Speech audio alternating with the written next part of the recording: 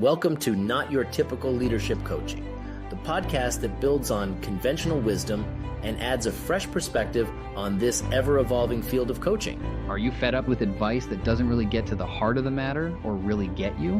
Whether you're a reluctant or seasoned leader, this podcast is for you. Embark on a journey of actionable insights, harness untapped potential, and learn to develop a mindset that will transform you permanently. Not Your Typical Leadership Coaching, where we shatter boundaries and awaken the confident and compassionate leader within.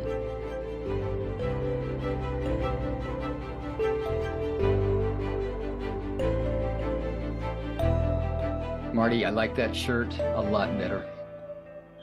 Thanks. This was about to be the white t-shirt episode.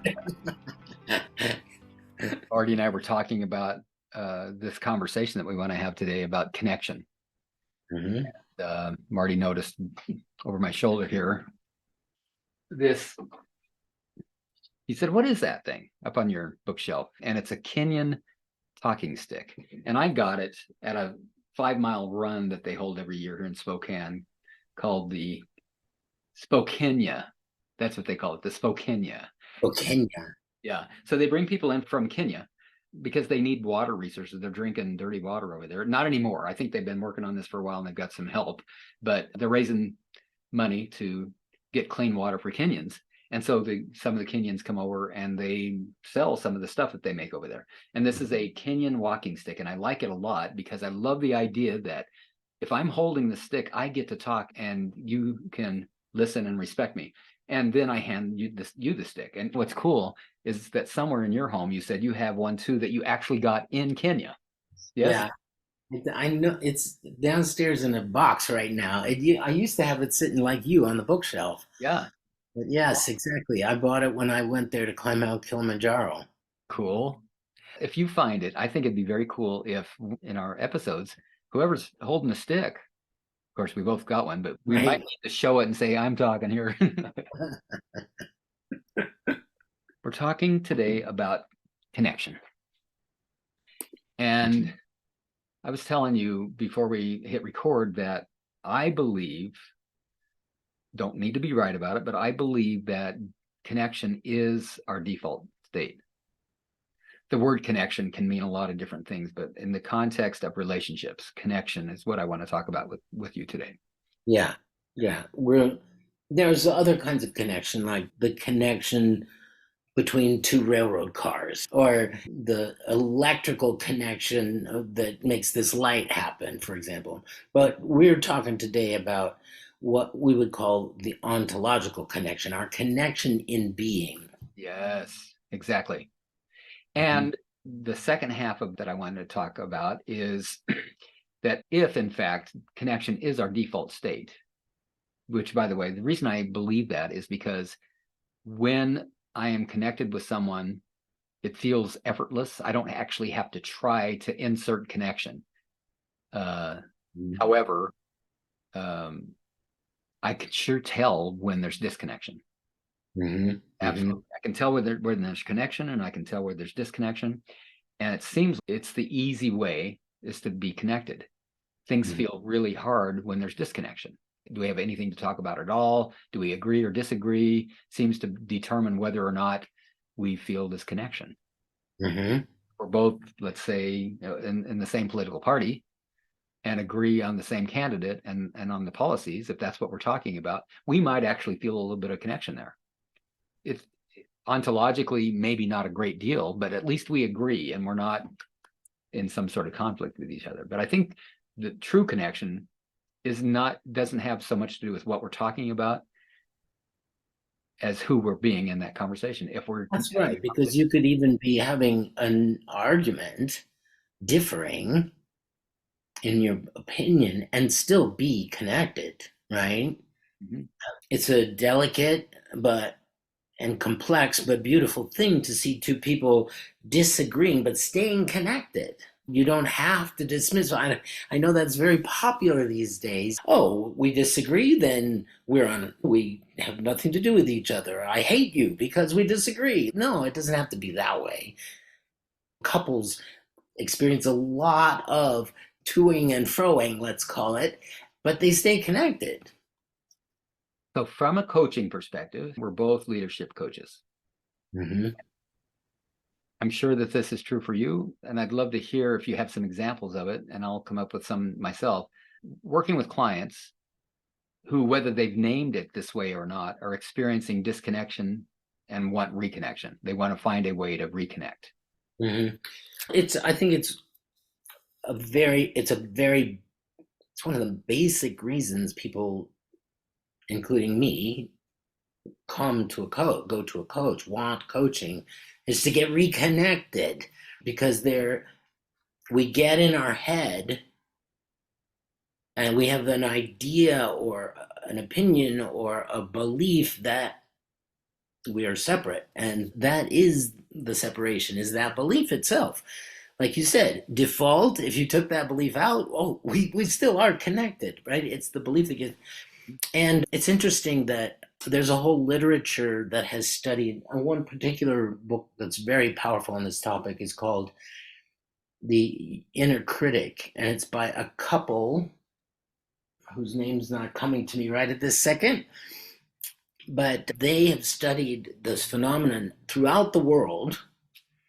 So it's not just in our culture, but in all human culture, there's a moment when we're about 5 years old, some people's a little later or earlier, when the bicameral mind, that we have two chambers in our mind, they become separate, and we're no longer this one unified being that's also unified with everything around us. We become aware of ourselves. Mommy's over there and I'm over here. And Freud called this the Fort Da phase. Fort means there and Da means here. That's when we first start to recognize, oh, I'm separate. Mom and dad left and I'm here now all by myself. Or something happens and we recognize, oh, that's me or that's not me, that for the first time. And it's a growth phase. It's a natural developmental phase that we go through. And that's where we first start to think these thoughts that separate us, where we see ourselves as different and talk about ourselves as separate. Mm-hmm. That's where disconnection first starts to happen. It doesn't mean that we actually became disconnected, but our thinking makes it so. Getting back to, this is one of the main reasons people come to a coach. we have an idea like, I can't do this, or this is too hard, or she's impossible, right? Difference, separation. And so the coach helps us distinguish, oh, that's a belief of yours, or a habit in your behavior. And you start to separate that out and see what it is for itself. And it allows you to reconnect then, right? To see that was the only thing in the way. There's actually connection here from the get-go. I love all of this. I love all of this. My mind is going in 100 different directions with different ideas and thoughts, just based on a couple of things that you said. Can I throw one more thing out there? This is reminding me of a great exercise we did in the training that I got as a coach. We're working on mirroring people, right? So it's one of the best ways to get in connection with somebody is just turn off your mind, because that's what's going to separate you anyway, and listen. Like, actually just be there as a listener. And so rather than creating your own ideas that separate us again, you repeat back what you heard. So what I hear you saying is, so you're angry, and you think it's because of this. I get it. So you get connected with them because you're getting into their mind. You're letting their mind get into yours. Mm-hmm. And so we had this exercise where we practiced it, being so present to the other person that, like, they gave us like a list of 5 colors: red, yellow, blue, green, white. And so you didn't know which your partner was going to say, and at first you get it wrong. They'd say red and you were anticipating green and it wasn't quite there. But as the more you worked together, the more you could end, as they were saying it, you were saying the same color, because we were connecting. Wow. It's a amazing exercise. It takes a little practice, but you get to the point where like you would be saying red, green, blue, and I'd be right with you at the same time saying red, green, blue because I'm so connected to you. Wow, that if I had any hair, that would blow it. It'd be blown away right now. We were all blown away. We couldn't believe we could do it, but you can. Unbelievable. Huh. Long before a demonstration like that, or even without a demonstration like that, I can feel connection. Yeah. And I can feel disconnection. How do you feel it? That's a great question. I certainly know when it's happening. I feel at ease. Okay. I feel connected is to say I feel at ease. I feel safe. I feel present. And the moment that I begin to feel disconnection, that ease goes away, can go away. Yeah. Safety goes away. It becomes hard and effortful and dangerous. It feels dangerous. And I think that there's something to that. Obviously, there's something to it, but to understand what that something is really what I'm curious about. So I have another theory, and that is that what generates that feeling of disconnection is that someone between the two of us has put something inauthentic into that space. And I mentioned earlier when we were talking about this that something could be an agenda that isn't explicitly owned or acknowledged. Okay. Now I'm going to sell you a car, but I'm not going to tell you that I'm selling you a car. So I'm going to keep pointing you in the direction of, oh, isn't that a nice car? Or what color do you like? Speaking of colors. Oh, that one's blue. I've got a blue one. Let's think of other examples. Obviously, I'm not going to be bringing up selling you a car in a normal conversation, but let's just say you say something that makes me, that I have an internal response to. And now I'm feeling disconnected. You haven't done anything. It's just that you've said something that triggered something inside of me. And now I'm feeling disconnected from you. If I'm not consciously aware, first of all, that I'm feeling that disconnection and that something shifted. Secondly, if I am aware of it, depending on what parts of me now take over to manage that, I may not be able to restore the disconnection. In fact, if I feel unsafe enough, I may sever any possibility of connection and just go find safety before I try it again with you. Yeah. I think there are also some times when it's just benign. It's just distraction. Like you were talking and you said Cincinnati, and it's that there's nothing inauthentic or threatening about it, but I just started thinking about that time I was in Cincinnati and we were sitting on that porch and blah, blah. It's just distraction. It's nothing against you, or threatening, but it is disconnect. Not to defend my theory, but I want to defend my theory a little bit. Let's use that same example. Cincinnati. So you say Cincinnati. And I'm thinking Cincinnati Reds. Boy, they've got a horrible baseball team. If anybody's from Cincinnati, no offense. But I've been watching baseball since I was about 7 years old. My dad and I, and my brother and my dad and I used to play a card game with 52 cards and the Cincinnati Reds. I used to think they were the Creds because Dad would write down on top of the score sheet, C Reds. So I thought it was Creds. And I refer to them that way anyhow. So Cincinnati, you say Cincinnati, my mind goes off in all these kinds of different directions, similar to what I just shared with you. Now, what's inauthentic? The only thing that's inauthentic is if I pretend like I'm still listening. Oh, I see. And when that happens, there's a disconnection. Let's just say you were the speaker and you said something about Cincinnati. Now my mind goes off in a different direction. I'm still making eye contact with you. I'm still nodding every once in a while. I might even be saying, But if I'm not listening, I'm thinking about the Creds instead. And you also just demonstrated the opposite of this because you said, now I'm going to disagree with you. And you kept in connection. Like that could have been the disconnect. Yeah. But you kept the connection going, which is the opposite of saying we're connected when we're not. Right. That's what I'm saying. That's what I'm asserting is that that inauthenticity. I'm going to continue to nod or make the noises as if I'm listening. Okay. That's the inauthenticity. I could be thinking about the Cincinnati Reds. And when I catch myself and you're continuing to talk, I realize, oh, I missed out on the last 15 seconds. Mm-hmm. Mm-hmm. You're right. There's absolutely a disconnection there. Mm-hmm. And the way to restore that connection would be to say, for me to acknowledge it, say, oh, you know what? My mind went off in a different direction when you said Cincinnati, and I missed the last 10 or 15. Can you rewind? Would you say that again? I don't want to miss it. Right. Yeah.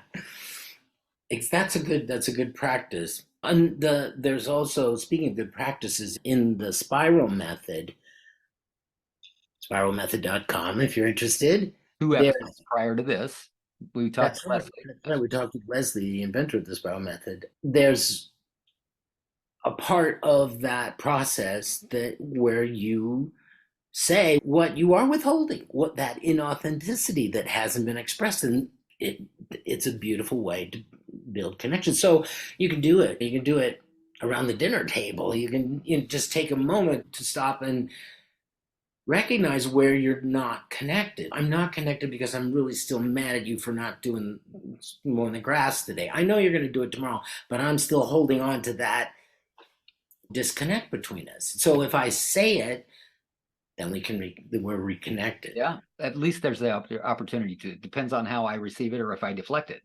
You're mad at me for not mowing the lawn today? What is going on? And part of the beauty of the spiral method is that it gives us rules for how to eliminate the disconnect of the withhold and make it a connection. Like, for example, when the person says, look, this has been in the way, it's between us, and you don't know that, I'm telling you now. Mm-hmm. The rule is you just say thank you. But what if you're not feeling thank you? Mm-hmm. What if, yeah, I'm following the rules. By the way, I was raised in an alcoholic, violent home. So I knew what I was supposed to say, and I would say that. Otherwise, it was really painful. Yeah. In one way or another. So I knew how to say thank you. I can follow the rules in a spiral method or in whatever process we might be going through. But what if I'm not feeling thank you? Yeah. What do you do then? Then you've got to withhold. And is that the way I'm withholding the fact that I'm not okay with what you just told me.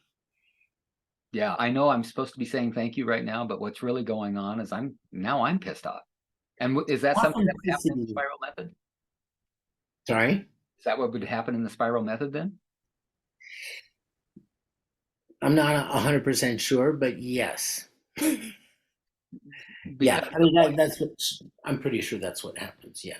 Because the point of the spiral method is to reveal truth, right? To be exactly. And to be connected. That's why it works wonders in corporate context where people are working in silos and you spiral for a few minutes and all of a sudden you're all connected, and it makes a huge difference in productivity. Mm-hmm. That's a question I didn't ask Leslie when we were talking to her. Why is it called the spiral method? How did that word come up with the word to use to describe what happens when you say spiral as a verb? Mm-hmm. Mm-hmm. Do you know? I think I know. So Leslie, hopefully you're watching this, and please let us know if we get this right or not. It's the connection spirals upward. We start out spiraling downward out of connection, and when we do the method, things spiral up into connection. Oh, love it. That's great. So Leslie, if that's not the actual reason, that's the reason you should tell everybody, I think. So let's get back to, if we could, let's get back to how, and you've already made some references to this in some of your comments, how, if we're working with a coaching client, someone who's an aspiring leader or a seasoned leader who is maybe beginning to recognize from this conversation or prior to it that there's a problem. They're not feeling connected to the people they're working with, or they're not feeling connected to the people they're living with. Mm-hmm. And let's say that person came to you in coaching. How would you help them? I think that what we were just talking about has a lot of the clues in it. There's a need to get into authentic communication, right? To be who we really are for that person, so that they have an opportunity to be that real themselves, right? somebody's got to be the first one to say, oh my gosh, it isn't working. And I'm willing to step forward and say where I'm being inauthentic or where I'm disconnected, so that there's the possibility that the other person, and sometimes they won't, sometimes the other person won't meet the moment. But that's where it's got to start, is by getting real with them. There has to be an opportunity for it at least. And you can, and what I'm hearing from you is that you can only do your part. You can't expect the other person to do their part. Right. But there's a lot of hope, because we are primevally connected. When we feel that coming from the other side, not every single time, but I think most of the time, a human being wants to get reconnected and will respond appropriately. I've actually had people approach me. I was involved in 12-step for a long time. And one of the really important steps in the 12 steps is 9, 8 and 9 both. But as step 8 is made a list of people we'd harmed and became willing to make amends to them all. And then step 9 is made direct amends to such people wherever possible, except when to do so would injure them or others. And that, I believe, is one of the most difficult steps to learn how to do and to do well. Mm-hmm. Oh, so hard. Who have I harmed? Oh, I didn't really harm them. Is it possible that I harmed them? I'm not going to put them on the list. They harmed me more than I harmed them. Mm-hmm. All of that. Yeah. What we're talking about here is disconnection and opportunity for reconnection. And so to develop the ability, the skill set around how to actually make amends, and I like the word repairs better than amends. Mm-hmm. So I've been involved, let's say, I've been involved in the disconnection. Somehow I've contributed. I know we used to be connected and now we're not anymore. That means that I've been involved. Mm-hmm. Did I do harm? Maybe there's a different way to phrase that too. Maybe it's not so much that I did harm, but I contributed to our disconnection. Yeah. And in that way, maybe that was harmful to you. But I do want to acknowledge, let's just say, I do want to acknowledge that I've contributed somehow to our disconnection. So it's my intention. I'd really love to reconnect again. So let me just own what I do know about what I might have done to contribute to our disconnection. And then maybe you can tell me more. So these are, when people have come to me with that attitude and anywhere near that kind of language, with this key element in the center of it, I want to be connected with you again. Yeah. I just open up. Mm-hmm. So when you say there can be a lot of hope here, if I'm the only one doing my part and going to the other person and owning an inauthenticity and then repairing that, there is a lot of hope, because if done in the spirit of an intention of connection, that other person might actually open up a little bit, not as a manipulation, but it's just a response. It feels safer. I'm now coming to you and saying, I recognize that I've contributed to our disconnection and I want connection again. Yeah, because I think it feels primordially more comfortable, more at home, more at peace.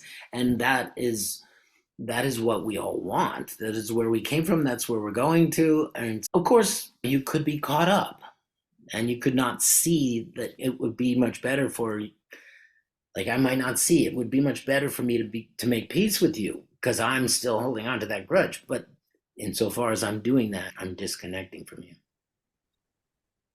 But I like that it is a very hard step to make amends. And sometimes what I found is that, because I'm in a 12-step program too, it's called ACA, which is Adult Children of Alcoholics. So I didn't pick up the drink, but I was affected by the dysfunction in the family. Mm-hmm. And there's a lot of work to do there too. But what I wanted to say is that sometimes there's that subtle letting them be inauthentic. I know very well that you're not being your loving self when you said that mean thing to me. But I didn't stand up and say, hey, that's not the real you. I was complicit in that. I shrunk. I didn't challenge it. I thought maybe you're right. Or I just wimped out. And insofar, I was complicit. And so sometimes making amends is just a matter of saying, when you were being really mean to me, I should have stood up to you, because I know that's not the real you. And so I'm sorry that I didn't nip it in the bud right then. Beautiful. Love that, Marty. That's beautiful. Yeah. Yeah.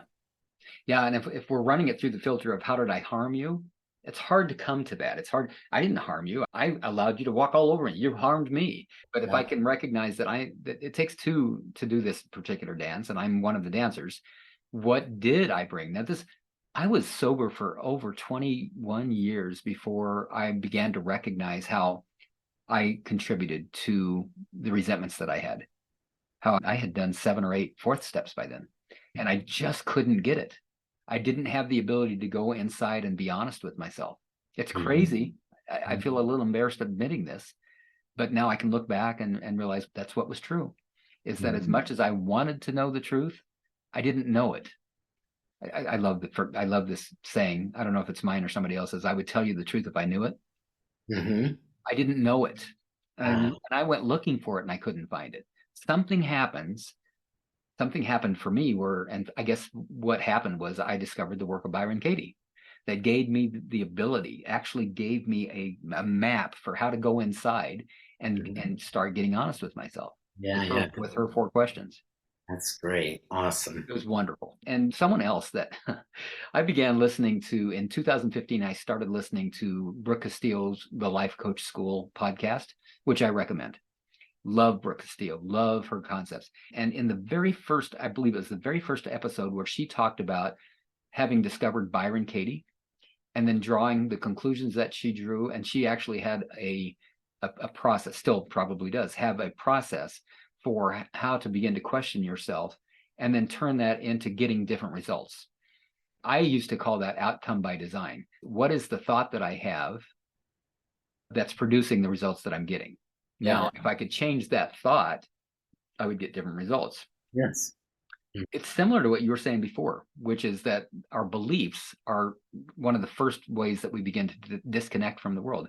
I believe that I'm separate from you is a belief that has me feeling separate and disconnected from you or from the rest of the world.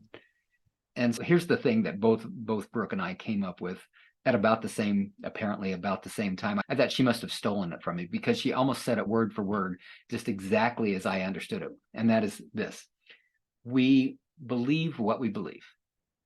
So therefore we think what we think. Our thoughts come from our beliefs. Beliefs are not the truth. They're thought habits that we think so much they turn into beliefs. So from these thought habits, from these beliefs, now when we perceive the events and circumstances of our lives, they get filtered through the beliefs that we have, whether they're accurate or not. And then they produce the thoughts that we have. And those thoughts are reacted to emotionally. We have emotions associated with our thoughts, and then we have thoughts associated with our emotions. So we have, speaking of spirals, we have this swirl of thoughts and emotions that are all based not on the event that happened, but on the beliefs that we have about that event. Yeah. And then given what we feel, we do what we do because of how we feel. I like how I feel, so I'm going to keep doing what I'm doing that got me that feeling. Or I don't like how I feel, so I'm going to stop doing whatever it is that I'm doing.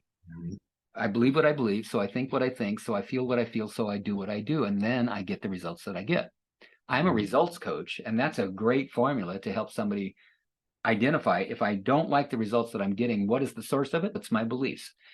But there's actually a deeper source as well. Where did the beliefs come from? How did I draw that particular conclusion that had me believing that whatever it is that I believe that's way back in the back of my unconscious mind, so that automatically, without even consciously having to think about it, I respond immediately with emotion and sometimes with behavior that gets me the results that I want that I get. If I want to get different results now, I need to go back and explore and get curious about and discover, where did this belief come from, and is it valid? Was it ever valid? But is it, more importantly, is it valid now? And if it's not, time to update it. Yeah. So we're talking about connection and disconnection. If somebody comes to me and they're saying words that I translate as, I'm feeling disconnection, Bill, and I want to feel connection again, I begin to listen for the beliefs, just as it sounds like you do. Yeah. And then when I used to use Byron Katie to help them challenge those beliefs, now what I do is I find their parts. I help them to identify the parts of them that are holding those beliefs and influencing them to think that way now. And then that is what helps them produce different results, like connection. Parts talk is very helpful here because it gives you plenty of places to stand besides in that belief. That's just a part of me, right? Yes. So I can relate to it. I can separate from it for the sake of being authentically connected. You just absolutely just now, to me, defined why IFS, internal family systems, parts work is so powerful, because it gives me permission and ability. It gives me a map again. And how do I disconnect from this belief enough to be able to look at it? How do I disconnect enough from the part of me that absolutely believes this and holds on to that belief because it's designed somehow to give me a positive outcome? Mm-hmm. How do I separate myself enough from it to be able to look at it objectively, almost like a scientist would, looking at through a microscope at a petri dish, and explore from curiosity and factually, black and white factually, is this even valid? And if it's not, let's bring all the parts together and say, hey, update, Right. news alert here. This used to be valid, or it used to make sense that we would believe this given that circumstance that the belief was formed within. But Mm-hmm. things have changed. It's as of the making of this episode, it's 2023. I'm 68 years old. I'm not 6 years old anymore. So this belief is not valid, and it's really not working for this particular circumstance. I'm feeling disconnected from, let's say, my wife, because there's parts of me that think that she's my mom and that I can't trust her. I didn't know that until I got to know my parts. So it's amazing what IFS does. And this points to the fact that this connecting and disconnecting is going on constantly. Like, the job is never over. You have to stay awake and be constantly diligently checking. Am I caught in a belief that's disconnecting me, or am I experiencing the authentic truth? And you have to be checking all the time. It's never over. Marty, we've gone past my hard stop. I apologize. I'm just now noticing time. So let's bring this one to an end. What would you say that you're taking away from this conversation before we say goodbye? It's a way of listening. I'm taking a way of listening for the real, true person that I'm sitting across from, as opposed to, or in addition to, like, the contrasted with when they're talking BS. What? and just like to be able to hear that, it's already started in this conversation. I can hear exactly when you're saying the truth, your truth, and the truth about the world, and when you're caught up in something else, some theory or belief or habit of mind that it's not the truth. Yeah. Great. And for me, who am I being in this moment? If I notice that I'm feeling disconnection, some symptoms for me are I'm feeling disempowered, I'm feeling a little fear. I have parts that want to project that the cause of that discomfort on the other person or the circumstance or event that I'm currently involved in. But what there is for me to do is just notice and acknowledge that I'm having this experience of feeling disconnection.